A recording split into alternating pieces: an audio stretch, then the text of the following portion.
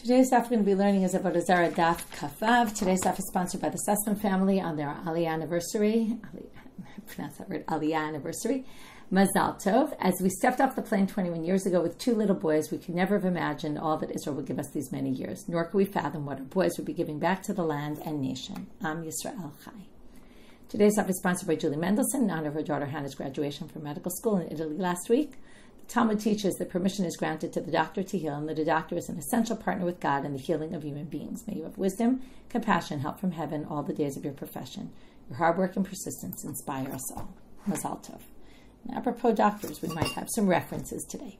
So we'll starting with midwives, moving perhaps to doctors toward the end. Okay, we were in the middle of. We'll have to see how we get there. We're in the middle of not going into a place alone, a secluded place with an Oved Kochavim, idol worshiper, as we talked about yesterday, right? Either this is just preventative, like take precautions where you're going, especially when you're in a room, when you're on a path alone out in the middle of nowhere.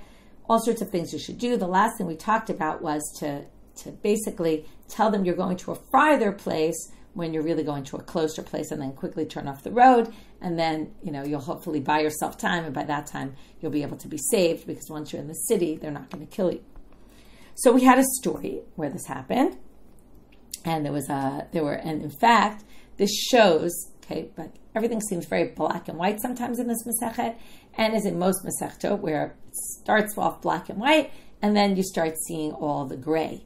So this starts off with, we're worried that idol worshippers are going to kill us. It turns out there's also Jews who might be trying to kill us. And we're going to have two stories with Jewish thieves who were trying to potentially kill other Jewish thieves, other Jews. So we started with the story of the listim, right, the bandits that were following the students of Rabbi Akiva, and they claimed they were going to Achziv, and they were really going only to, what did they say, right? Sorry. They said they were going to Akko, and they were really going to Achziv. If it's really the Achziv that we know, by the way, it's north of Akko, so they must have been coming from the north, going south, and then they turned off into Achziv, and then the listim were so impressed, they said, who's your teacher? They said Rabbi Akiva, and they said, wow, Rabbi Akiva and his students, that they'll never get hurt by any person because they're so wise. Now we're going to hear a similar story with a big difference. Rav Menashe, who, by the way, is in Babylonia. The first story happened with Rabbi Akiva students in Israel, obviously. It was Akko Ksiv. Now we have Rav Menashe, who's walking, Azal Beit Torta. He's going to a place called Beit Torta in Babylonia. Pagu Beganve, again, Jewish robbers attack him, or end up not attack him, but they're, with him on the path. Amru Leila an Kazalta. So they ask, where are you going? Amar Lahen, I'm thinking of, like Little Red Riding Hood, right? Where are you going? Amar Lahen lePupatita. So he says, I'm going to Pupatita. Kimata leBeit Torta Parish. But when he got to Beit Torta, he quickly turned off the road. Amru Le Talmida Yehuda Ramayat. So now they said to him, this group of bandits said to him, you must be the student of Yehuda the Ramai.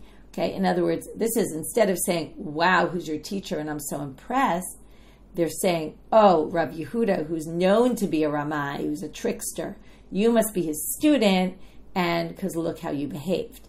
Okay, now they're attacking him for being smart and wise about how to finagle his way out of them, not to get killed by them. Amar lehu yedichule. I understand people like you, he says to them. Yehe ravada lehavuhani inashe b'shamte. I'm going to put you all in excommunication, and he excommunicates them for the way they spoke about Rav Yehuda. Azlu avdu gnevata esrim v'tartin shnin. Now these robbers continued robbing for 22 years. V'lo itzlichu, and they never were successful. Okay, they always lost their money and whatever it is. They were very unsuccessful. Kevan dechazu, finally, it took them 22 years. They finally realized atukulu tavu shamtayu, and they went back to the Bach adds the word delishru shamtayu. They went to him to say, can you undo this excommunication? But Hababu Chag Girdana, there was one weaver among them. The weavers were always considered the lowly, or often in many sugyot, they're considered the lowly people. I'm not sure why they had such a bad rap, but they do. They get a bad rap in the Talmud. There was one weaver, Delo Atu L'Sharyueh Shamte. He said, I'm not going to try to undo this excommunication, achla aryeh, and he was punished that a lion ate him. Hainu da'amrei nashe, and this is what people say. Girdana de lo taizan, a weaver who is not humble, which might give you a reason for why they thought the weavers weren't so, they were arrogant, perhaps. I don't know why. I don't know why weavers particularly would be arrogant. It's also seen as a profession that doesn't make a lot of money. We saw that also in places. So it's interesting. They're also arrogant. I don't know. But shata b'tzir mishneh. But they lose a year of their lives. Okay. In other words, if they're arrogant, then they're not humble. They lose a year of their lives. This is like a quip people say on the street. And you see it from the story because he died before the rest of them. And another kind of point, zoom out of the story and see something else bigger here, bigger picture. Go look at the difference between the thieves in Babylonia and the thieves in Israel. This is one of those statements of saying, oh, they're better in Israel, because the thieves in Israel recognized Rabbi Yehuda's greatness, and the thieves in Babylonia put down Rabbi Yehuda and said, oh, you must have a rabbi who's a trickster, and that's where you learn to be like this. So it's also kind of a contrast if you take those two stories. Now we're moving on to our sugya for today, our main sugya, which is all sorts of things that Jews should not do for Gentiles and Gentiles should not do for Jews. Again, Gentiles being here seeming pretty clearly, we're talking about idol worshippers. I'll point out that the Chazon Ish basically says, don't try this all at home, and this is all not relevant anymore. And things are different. The way the world went in those days and the way God's presence was in the world is different. And therefore, this whole idea of, the idea really of not bringing more evil into the world on the one hand, and we're going to see the other side is the fear that these people will kill us. Okay, so that's a continuing theme, but we're going to add another theme because we're going to see this in two directions about who can do what for who. So, let's just start and you'll see. Ba Yisrael lo tiyaledet ha'ovedet kochavim. So a Jewish midwife or a Jewish woman should not help with the birth of an idol worshiper. Why? Because it's bringing more idol worshippers into the world. And we don't want to help bring more idol worshippers into the world because, again, these idol worshippers are the symbol of evil and people who want to kill us and all that. Again, it's always a little bit challenging to understand this. Again, we have to just take it as it is here, but you'll see that even the Gemara gets into the complexity of it. So the Mishnah sounds pretty simple. Because we're bringing a child into the world who's going to be an idol worshiper. Now in the Mishnah they say, and it's important, we're going to qualify this a little bit and see that there's some chloket. An idol worshiper can deliver the child of a Jewish woman. Ba Yisrael lo tinak bena shel ovedet kochavim. So again, same idea here. A Jewish woman should not nurse the child of a Gentile. Aval oved, again, Gentile meaning idol worshiper. Aval ovedet kochavim nika bena shel Yisrael birishuta. Here they add one important word. The idol worshiper woman who wants to nurse the child of a Jew, or if a Jew wants to hire a nursemaid, can do it in the Jew's domain. Okay, now this is going to be clear that they also meant that in the beginning, and we'll see exactly what it means, Birushuta. And we're going to start with a braita in the Gemara that shows there's two opinions here. Our Mishnah just gave us one opinion, but we're going to see there's two opinions. Tanu Rabbanan. Ba Yisrael lo tiyaled et ha'ovedet kochavim mipnei shemiyaledet ben la'avodah zarah. That's exactly what it says in our Mishnah. By the way, some versions of the Mishnah don't have these words, mipnei shemiyaledet ben la'avodah zarah. It just had the halacha without the explanation. And then the braita here adds the explanation, which is because we're bringing another idol worshiper into the world. V'ovedet kochavim lo tiyaled ba Yisrael. Right, you can't have an idol worshiper midwife, mipnei shechashudim al shvichut damim, because we're worried they might murder the child. That goes back to what we saw yesterday. There was a concern they might murder the baby. Divrei Rabbi Meir. So Rabbi Meir is concerned with something that our Mishnah is not concerned with. It's possible they might kill the baby. And therefore it's dangerous, and don't put yourself in that situation. Now the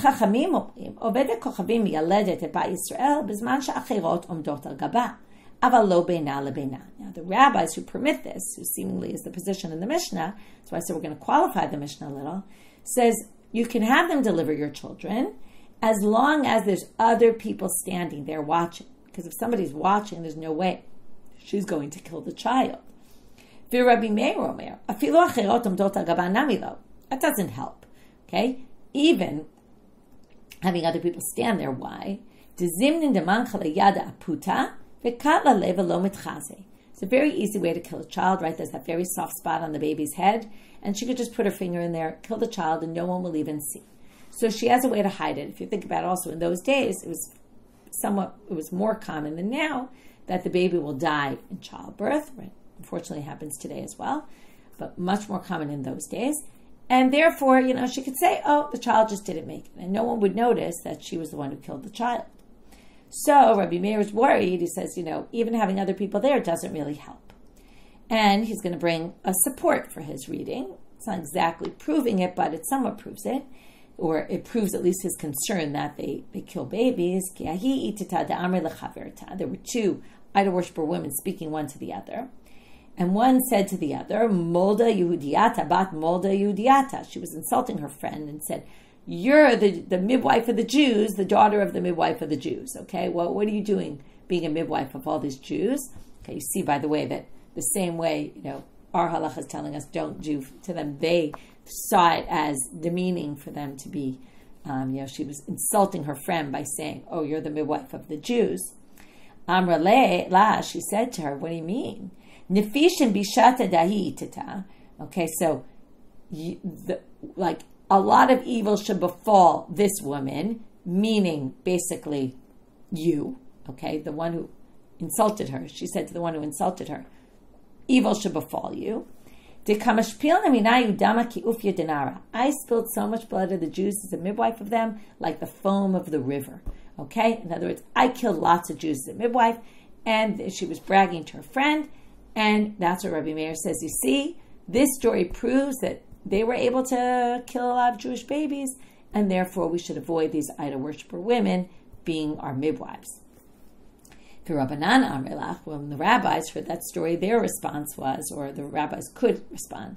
I don't know if they were actually there in conversation, but they could say, Lohi, b'milta ba'al mehudu ukimta. She was just responding to her friend. It doesn't really mean that she actually killed all those Jewish children.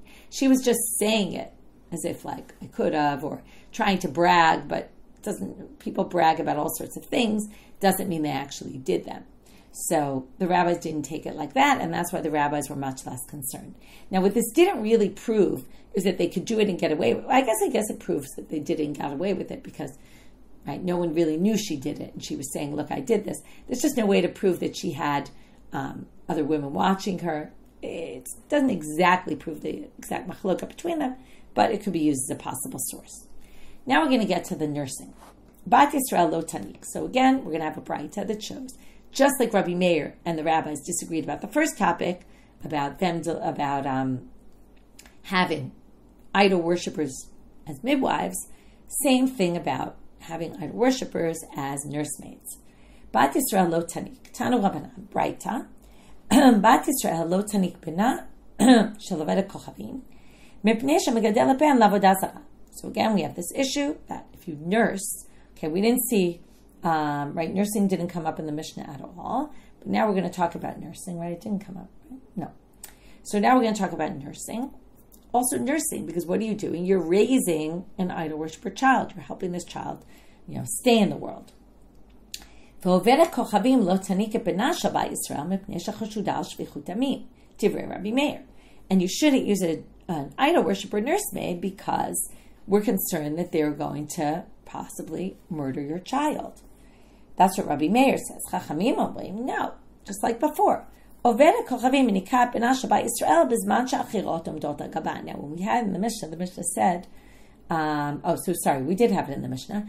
The Mishnah said you could do it birishuta, in her domain. So now we're going to say in her domain, meaning when there's other people there. Okay, so as long as there's other people there watching, it's fine. But not just her and the child. Rabbi Meir omer, afilu achirot omdot al gaba nami lo, dezimni deshayfa lasam al adad me'abaye v'katlale. He says that won't help. Because what could she do? Just like with the baby, there was a way she could have killed the baby without anyone noticing by just putting her finger into the head and crushing, and killing the baby like that. no one would notice. With the nursing, she could put some poison on her breast, had them outside the room, that's Abaye is outside, then go into the room with all the Jewish women there watching, nurse the baby will die, no one will ever know that it had to do with the poison that she put on her breast, and therefore it's a concern. That's what Rabbi Meir says.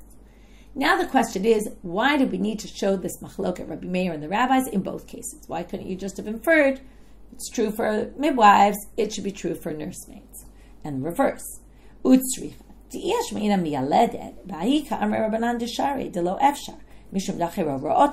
you had the miyaledet, the midwife case, you would say that's a case where she really can't get away with doing it. There's women in the room. It'd be very hard. They could actually see her killing the baby by that soft spot in the head. They're there, right? It could be noticeable. She could get caught.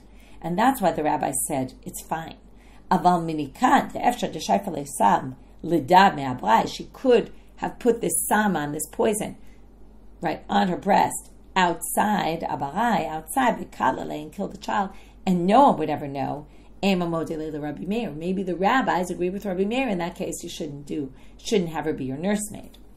If you had the issue just of nursing, you would say it's the same logic, but in the reverse order, which is Bahika Amar Rabbi Meir dasur. That's what Rabbi Meir forbids, specifically in that case only, maybe you would think. Because Mishum Deshaifa Lesan Ladame Abaye Bekalale, because she'll put it on outside and no one will ever know. But maybe Rabbi Meir would agree with the rabbis with the miyaledet. Aval miyaledet, if she's delivering the child, it would be hard for her to do that with other people standing there in the room watching her, and therefore it's tzricha. And that's why you need both cases, to understand that they actually disagree in both cases. Uribinhi. Now we're going to bring a contradiction. Yehudit, in this braita it says, Yehudit miyaledet ovedet kochavim b'sachal, aval lo b'chinam. Okay, until now we've really been focusing a lot on the issue of having the ovedet kochavim, the idol worshiper woman, either deliver your child or nurse your child. Now we're going to move specifically to the other issue, which is what a Jew is allowed to do for an idol worshiper. So it said in the Mishnah very clearly, and there was no machloket about this, that you shouldn't deliver their children, you shouldn't nurse their children, okay, because you're basically helping bring children into the world. So now we have a braita, because the braita says, Yehudit miyaledet ovedet kochavim b'sachar v'lo b'chinam. Now note this specifically about delivering a child. So the midwife, she can be a midwife for an idol worshiper, b'sachar v'lo b'chinam. Not for free, but yes, for pay. If they offer to pay you, you do it. Okay? Now, why is this? So, Amar Rav Yosef, b'sachar share mishum eva. This is an obvious thing that I'm sure you were thinking about, which is, it's going to create animosity. If they offer, now, it's one thing if they say, well, you do it for free, they'll understand. Lots of people don't do things for free for anybody. But if they offer to pay you, why wouldn't you be their midwife? So basically, if they say we're going to pay you, you have to do it. Otherwise, it's going to create animosity and hatred. And we never want hatred. More hatred between the idol worshippers and the Jews creates more problems for the Jews in general. So for that reason, you're allowed to do it. Now again, be very clear here. It's midwife, specifically, Jewish midwife to deliver children of the idol worshipper is permitted. Rav Yosef comes and explains, right? It's permitted for if you're getting paid, and Rav Yosef explains the reason, because of Eva. Now we're going to have 3 attempts of Rav Yosef to extend this to other situations, and each time Abaye is going to say no. Okay, so let's start. Number 1, Sava Rav Yosef Lamema. Rav Yosef wanted to say, Olude ovedet kochavim b'shabta b'sachar share mishum eva. Well, on Shabbat, you can also be a midwife, even though sometimes that involves chilul Shabbat, because you can also be a midwife for an idol worshiper, or it seems here any Gentile, because of Eva. Because if you don't agree to do it on Shabbat, they're also going to hate you. There's a debate here exactly what malachot we're talking about, even malachot d'oraita, would Eva override malachot d'oraita. But it seems like whatever malachot, we're going to allow it, Rabbi Yosef thought to say, also because of Eva. So we're going to extend, if you get paid to be a midwife, to if you get paid to be a midwife on Shabbat. Because if you say, I won't do it on Shabbat. Now, the reason is because the midwives were delivering Jewish babies on Shabbat. So if they were delivering Jewish babies on Shabbat, and let's say even maybe making money off, right, getting paid for that, again, there's a whole question about how you get paid for work you did on Shabbat. We'll put that issue aside. But if you say, no, I won't do it for the idol worshippers, they're going to hate you. So that's what Rav Yosef thought to say. But Amar le Abaye, now each time Abaye is going to reject and say no, because you have a good excuse. The assumption is if you have a good excuse, it won't cause the animosity. Now it's interesting because it's not like they always ask you what your excuse is and whether or not they'd accept this is a good question. But Abaye says as long as you have an excuse, then it won't cause this animosity. So Yachle Lamemrala, you could say to her, Didan Demanatre Shabta Mechalalin Alayu.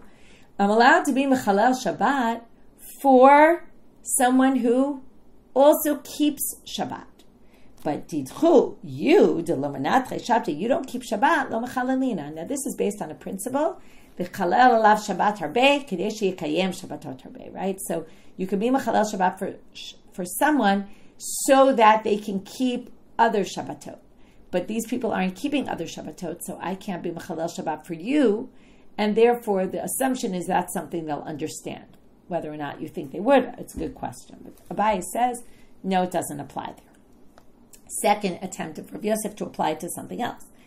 Savar Rav Yosef Lamemar, Onuke b'sachar shari mishumeva. Just like before, until now we've been comparing midwives and nursemaids. So it sounds like you can nurse their children on Shabbat also for if they're paying, I'm sorry, not Shabbat, nurse their children in general if they offer to pay you, right? Just like you're not allowed to deliver their babies and you're not allowed to nurse their babies. But if we already say, well, you can deliver their babies if they offer to pay you because it caused them to hate you, well, then also you can nurse their children if they offer to pay you. So she could say, listen, if she's not married, interesting that non-married women worked as nursemaids also. I didn't know that was possible, but I guess it is. If you're not married, you could say, listen, I want to get married. If I'm nursing, it's going to prevent me from getting married. You're right. Miriam also was thank you. She was single.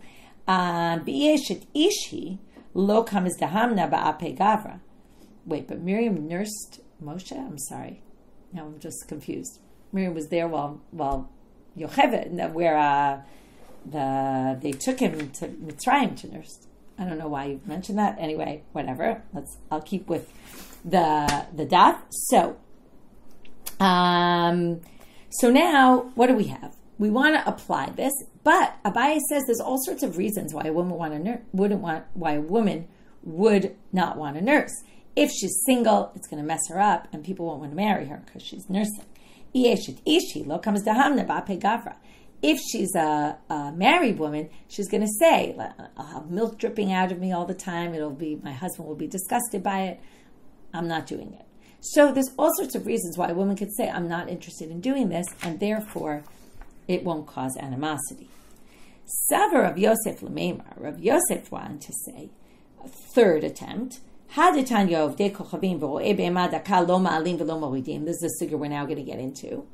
There's a braita that says, if you have idol worshippers, or ro'ei be'emadaka, here we see again, just like we started today, there could be Jews that are in the same category as well, and those are the ones who grazed with small animals. They were known to be robbers. They would graze with their animals in other people's fields. In general, if you remember, we learned about them in Sanhedrin. They can't be judges. They're just not, they weren't good people in general. Like, if you can stereotype people, okay, which problem in and of itself. Everything about here is stereotyping people. So these people are in a category where lo ma'alim v'lo moridim, meaning you can't throw them into a pit, but that's lo moridim. But if they're in a pit, you don't have to actually save them from the pit. So if it says that, asuke b'sachar shari mishum eva, well, if they offer to pay you, then theoretically that should be permitted because of eva. So Amar le Abaye, Yachol Omar lo Kai Berea Igra, Inami Nikita Lizim Nilabei Daval. Abaye says, what do you mean? You could say, listen, I don't have time to start helping you right now because my son's stuck up in a roof and I have to go get him down. Or they just gave me a subpoena to the court and I have to go there. And sorry, I just don't have the time to help you. So that's another reason why this isn't one of the lists. So it seems like the only thing, at least according to Abaye, that would be permitted because of Eva is specifically to deliver their children. Now, since we started on this topic, Tane Rabbi Abaye came to Rabbi Yochanan. Rabbi Abaye brought the following braita in front of Rabbi Yochanan: Ha'ovdei kochavim v'ro'ei be'ema daka lo ma'alim v'lo moridim. Okay, so he says Ha'ovdei kochavim and these ro'ei be'ema daka, as we said before, you don't have to take them up, and you shouldn't really take them up because it's the same idea here. You shouldn't help them because you're just bringing bad back into the world. But you also can't put them into the pit. To go that far is too far. Aval haminim v'hamisorot v'hamumarim moridim v'lo ma'alim. Now we get to the real challenging part, which is there's certain people you can actually put into the bor. Okay, who are these people? Okay, we're at the top of Amabet now. The minim, okay, which we're going to define a little bit. It's unclear, but we usually define it as heretics. It's unclear what heretics necessarily means. Misorot are people who Rashi says. So first of all, Rashi says minim or komarim l'avodah zarah. They're like the priests of the idol worship. They're whether he even says whether they're goyim or whether they're Jews, it doesn't matter. But they're higher ups in the avodah zarah world. Masorot are people Rashi says who basically tattletale to the authorities, turn people in. They're informers, and they cause Jews to have to pay lots of money. And mumarim are people who leave the religion. So they're moridim v'lo ma'alim. Okay, those people you can even put in the pit. Okay, now this is, the Chazon Ish goes off on this and says, there's no way we do this nowadays, and don't think this was like in a different time. And he basically neutralizes this whole sugya and says, don't think that this is relevant, and they were living in different times, and he gives a whole description as to how things were different, and we were living more under God's, we're much more distant now. The world doesn't work that way anymore. So for all those who are concerned about this, he definitely says no way, no how. Anyway, so Rabbi Abaye brought this braita in front of Rabbi Yochanan. Amarle, so Rabbi Yochanan says to him, how could you possibly say this, at least about the mumar? It says, L'chol avedat achicha l'rabot et hamumar. Fa'at amart moridim. When it talks about Avodah, it says in any Avodah of your brother. Now your brother means anyone who's Jewish. Now Jews consider people who leave the religion, who are Jews, as Jews. So a mumar who left the religion, you have to return their lost items to them. And you're going to say we could throw them into a pit? No way, no how.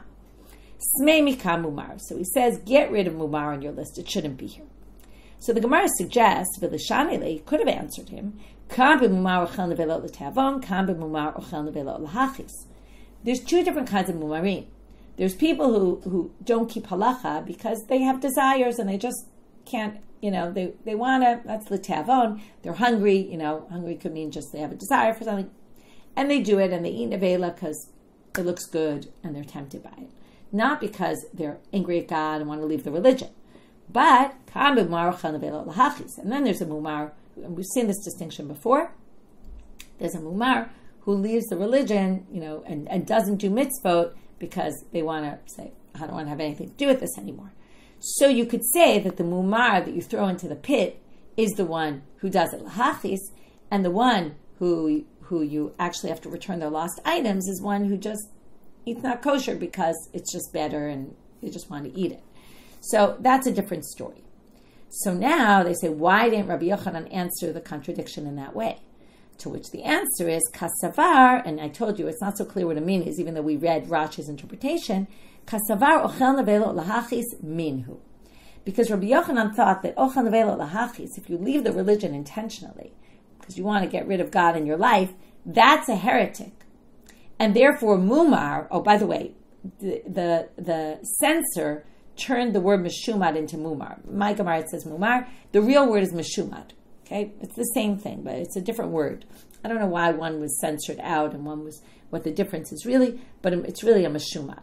So meshumad or a mumar, either which way you read it, that is someone who did it, right? So if you wanted to distinguish and say that, Ochel nevela lahachis is a mean, which means that the mumar or meshumad is actually someone who does it just out of desire. And that already means then you couldn't answer the contradiction in that way. So there's a debate, which we're going to see right now, is a mean a mumar ochel nevela lahachis and a meshumad is ochel nevela l'teavon, or not necessarily. So we're going to see that right now. Itmar, mumar, pligi Rav Acha v'Ravina. Okay, besides that Rabbi Yochanan seemingly had an opinion about this, also Rav Acha and Ravina disagreed. Chad amar l'teavon mumal, or meshumad, lahachis min have. Okay, so one thinks that both are included in that line because one is the mean and one is the meshumad. V'chad amar filu lahachis nami muar. No, mean is not what you thought it was, and this is going to go back to what Rashi said. Ela ezu mean zeh ha'oved avodah zarah. A mean is an idol worshiper. That's a heretic. But when it says mumar or meshumad, that's someone who leaves the religion, lahachis. Okay, and then possibly you could say if they left, if they just aren't keeping mitzvot because they just desire not to do mitzvot, that's a they're having strong temptations. That's a different story. That's not even in this category. Meitive. Now we're going to have a difficulty with the first opinion. Because it says here, if you eat some sort of bug or mosquito, you're a meshumad or a mumar. Now, the assumption is nobody eats bugs because they're tempted to eat them and they look yummy. Okay? The only reason you'd eat this is to say, I don't care about religion anymore. And yet they call you a mumar. And opinion number one said, you're a mean, you're a heretic. So hacha de lahachisu v'katani mumar. It's clearly lahachis and you're called a mumar. So they say no. Hatam ba'ilamitam tamadi isura. No, it could be you're really tempted to eat them. And in fact, I saw it when I was in, I think it was Thailand. They were selling bugs for all different prices and all different kinds of disgusting bugs. And apparently people eat them. It's, it is a delicacy in certain cultures. And, they just, here they're not saying it was a delicacy, but they're saying they wanted to see what it tasted like. So it could be you're tempted to eat something that's forbidden. The forbidden fruit is always, tempting. So maybe it could mean that, and it's not necessarily a contradiction. Amar. Now, yes, so it's true there's kosher fried locusts, but I think they're talking here about locusts are one thing, but I mean, again, I don't know from these things. I don't eat locusts. I don't eat any of these things. But mosquito, it's not even the same as the locust and other kind of bigger bugs. Amar. Now we're going to go back to some line and say this line doesn't make so much sense. In the case of all these people that are the mumar, the meshuma, the mean, the mosil, all these people that are in that complicated category, moridim avaloma alim. You can put them down in the pit, but you don't have to take them out. Okay. First of all, the but doesn't really make sense in this line.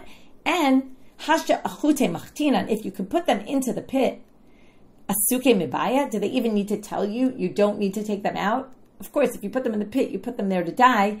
Why would we say, and you don't have to save them if they get into a pit? Of course you don't have to save them. You can even put them in there intentionally. So we're going to have three different explanations. I don't think they disagree with each other, really. They're just providing possible options of what it means. Don't take them out.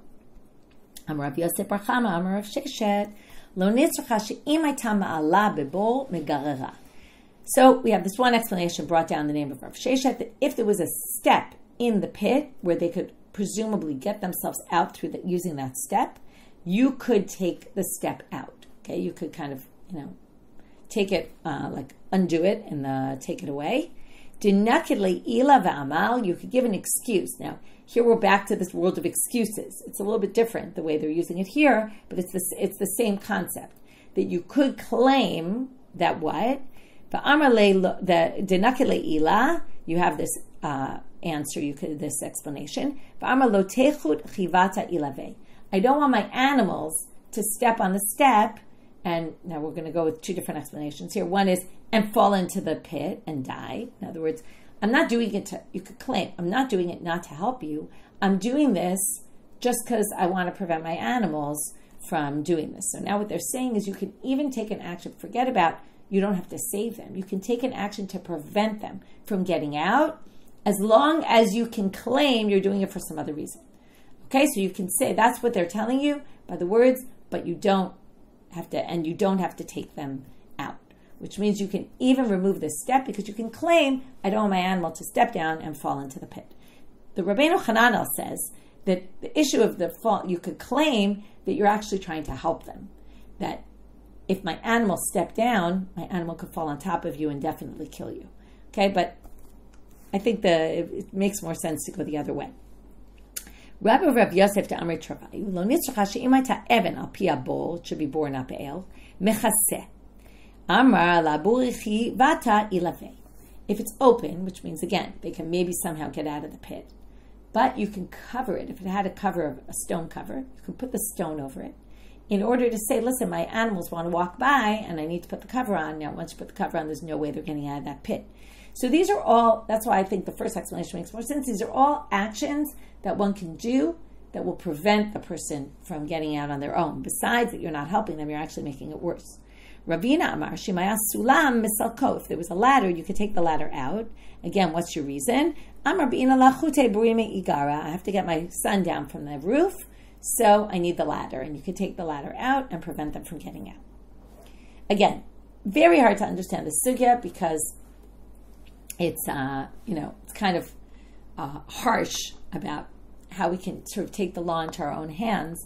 And again, we must be referring to people that are seen as a hazard to society. Otherwise, it's very hard to understand this. And like I said, the Chazon Ish neutralizes this completely in our day. Okay, next braita. Tanu Rabbanan. Yisrael mal et ha'ovei kochavim l'shum ger. Okay, this makes a lot of sense. If you an idol worshiper wants to convert to Judaism, so the Jew can circumcise for the purposes of ger. But from there they infer la'afuke l'shum morna dilo. What is morna? Rashi says tolat sheyesh lo b'or lato. If he has some sort of worm there and you need to cut it off, and they need to be circumcised for that reason, like a medical procedure, you're not allowed to do it. Okay? Now, this, by the way, okay, so the whole issue of doing, this is a whole question about being a doctor, let's say, for non-Jewish people. Okay, again, let's assume we're talking idol worshippers, and let's assume already this isn't so relevant nowadays, because most people aren't idol worshippers. Even if they are idol worshippers, they're not in this category of idol worshippers that we're talking about. But this also, by the way, because of Eva, it's permitted. Okay, so if someone, again, it would be the difference between free and doing it pro bono or getting paid. Okay, so the commentaries talk about here that if you're doing it mishum, if it's someone's asking you to do a medical procedure and they're paying you for it, you can't say, oh, sorry, you're an idol worshiper, I'm not willing to do this. Okay, because again, that obviously will cause, it's no different really than the midwife that we saw before. Okay, right. We tried to use other situations to compare the midwife. We weren't successful, but this seems to be pretty clear comparison. That's what the commentaries say. Now, what about Oved Kochavim lo yimol et Yisrael mipnei shechashudim al shvichut damim? Divrei Rabbi Meir. Oh, we're back to Rabbi Meir and the rabbis. Rabbi Meir says, don't have a Gentile do your circumcision because they might murder you. Okay, do someone else's, your son's circumcision. Okay,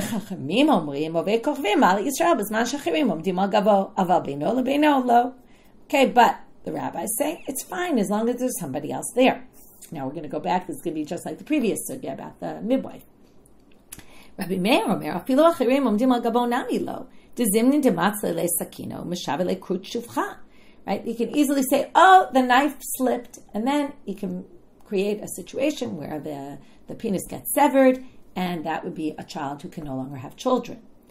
V'sava Rabbi Meir ovei kochavim lo. Now we're going to have a problem. So that fit exactly with the model that we saw before. Rabbi Meir is worried they could do it and claim that they didn't do anything, it wasn't their fault, right?